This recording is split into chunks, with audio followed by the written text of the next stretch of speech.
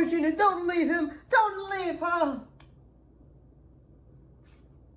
Oh, you caught me at a bad time. I was just reading a classic. But, you know how sometimes when we come back to it, we sometimes will give attention to classic doctors that, don't always get their fair share and all that. Well, why don't we give the War Doctor? Time Lords of Gallifrey, Daleks of Skaro, I serve notice on you all.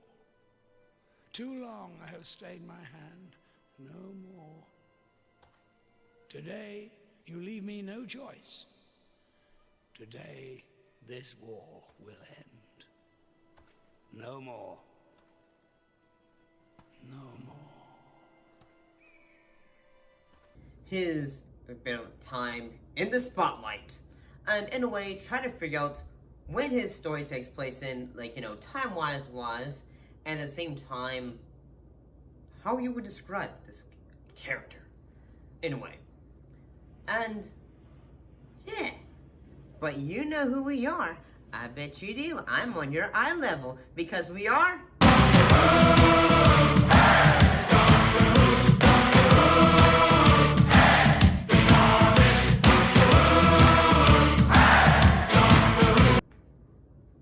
For you. We all know the character of, say, the Doctor and all that stuff. Well, do we know a lot when it comes to the War Doctor? Well, the War Doctor is in a regeneration that takes place between after say the 8th Doctor and the revival of the show, which was started Christopher Elkinson. So yeah, his first introduction of the character was in The Night of the Doctor, which would have led us into the 50th, Doctor Who anniversary.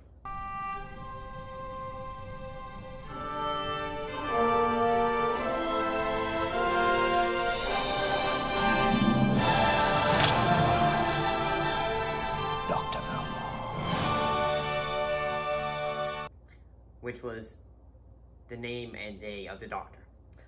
So, yeah. And this, basically the character was played by John Hurt. And we get it from, what we are given from him, when we are first introduced to him. He seems more of a rough around the edges, more of a Doctor who's seen it all, been there, and at the same time has all the bits of a veteran from, just from based on his character. Anyone lose a fez? You. How can you be here? More to the point, why are you here? Good afternoon. I'm looking for the Doctor. Well, you've certainly come to the right place. Good, right. Well, who are you boys? Oh, of course. Are you his companions? His companions? They get younger all the time. Well, if you could point me in the general direction of the Doctor. And at the same time, compared to, say, most Doctors, you'd think, say, oh, he probably had a companion that he went with when he had gone through all these adventures to try to help contain the, stop the war on Gallifrey between the, Daleks. To be able to trade the fight in the last great time where, and most say, when it comes to the character, a lot of most of the stories that would, help get a fight to us are involving the, audio-based stories or comic books. So we have some basis to draw when it comes to the character. So say sometimes he would have been able to fight against say the Daleks in the story The Shadow Squad, and anyway say yes, one thing that would be, rather different was that this doctor would be, in a way, one who, would be the one who said, compared to, most doctors, he was one that was willing to do what most were not willing to do. Put an end to the war. And especially when it comes to, in a way, being more... Anyway, he still uses his sonic and all that, but at the same time, it's sort of like how, he is one would considered a one-man army. Hi, come on! We have the Doctor! Seek, locate, destroy the Doctor! Seek, locate, destroy, seek! And, yeah, like you say, he would also end up being interacting with what would be known as the character of the Bad Wolf, which is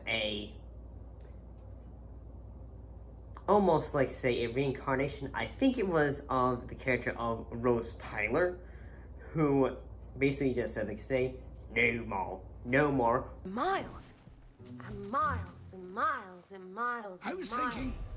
I heard you. You heard me. No more. No more. No No more. No more. Stop it! No more. No more. Which was the phrase that the Doctor uttered to basically, and also inscribed, to be able to say, hey, the war is over. And he would also, in a way, try to be involved in going on and interacting with other enemies or individuals, such as the Master, doing it. He would also, interact with the character known as Davros, during the first year of it.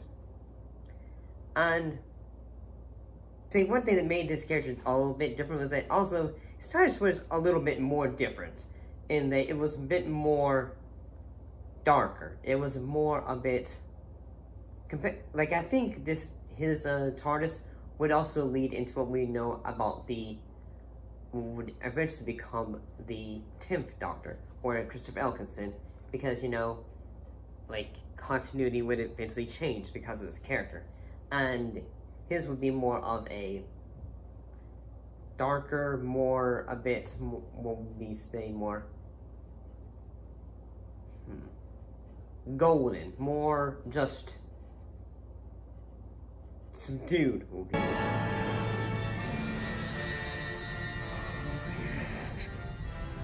Of course, suppose it makes sense.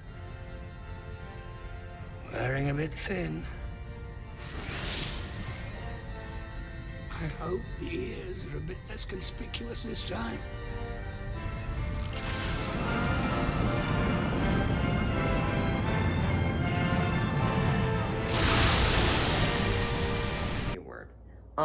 But eventually he would help out both the 11th and the 10th Doctor to able to try to help stop a common enemy, while also trying to feel do I make this decision to push this thing to, in a way, put an end to this. And looking back, I still think that the 50th anniversary was pretty great. John, Matt Smith, and Tennant, they were all great. They all had good chemistry when it came to that special. And yeah, especially when it comes to the War Doctor, he seems more of especially with his more interactions, he's just saying, wait, yeah, I'm older than you, but really, you're gonna call me Granddad? Capable of speaking without flapping your hands about? Yes. No. I demand to be incarcerated in the tower immediately with my co-conspirators, Sandshoes and Grandad. Grandad? They're not sandshoes. And all that. And, yeah. It seems during his adventures, he was interacting with his rivals, but at the same time, he was kind of just a loner. But not just say, I'm gonna brood. Mostly what he did was he would at times go through missions on the battleground. So yeah, he was mostly just a one-man army. But what's your thought on the War Doctor? Do you remember him, or do you wish we could have seen more of him when it comes to the, you know, on screen and compared to just audio? But I think my rod's here. See you next time.